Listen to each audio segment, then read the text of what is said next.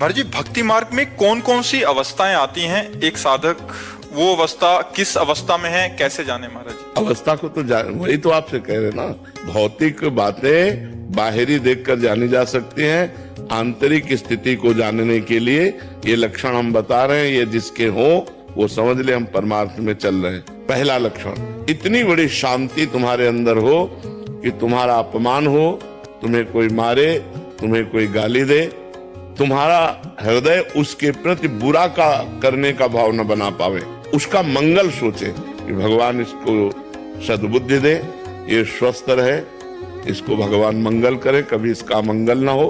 इतनी बड़ी शांति होनी चाहिए, तब समझे कि हम भक्ति मार्ग में चल रहे हैं। अभी वो स्थिति को प्राप्त नहीं, स्थिति तो आगे वर्णन हो रही है। एक मिनट भी भगवान से अलग समय नहीं जाना चाहिए।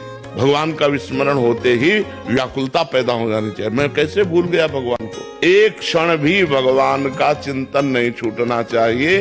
अगर छूट गया तो वो व्यर्थ समय चला गया। ये अभी चलने की बात है।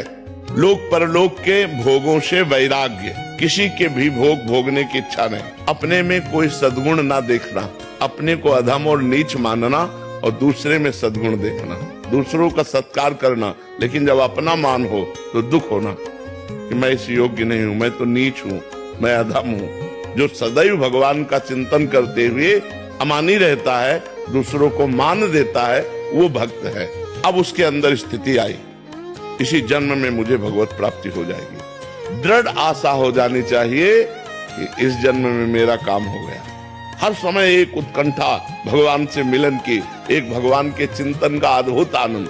नाम गाने सदा रुचि, भगवान के नाम में इतनी रुचि हो गई कि त्रिभुवन की राज्य लक्ष्मी दे दी जाए तो भी नहीं छोड़ सकता। आसक्ति तद्गुणा ख्याने, जिसके पास बैठ गया भगवान की चर्चा शुरू हो गई, वो भगवान की चर्चा सुने और कहे बिना रह नहीं सकता। और प्रीति तद वसति स्थले, जो भगवान की अवतार लीलाएं हैं, जैसे अयोध्या है, मथुरा है, काशी है, द्वारिका है, वृंदावन है, इनमें उसकी प्रीति हो जाती है।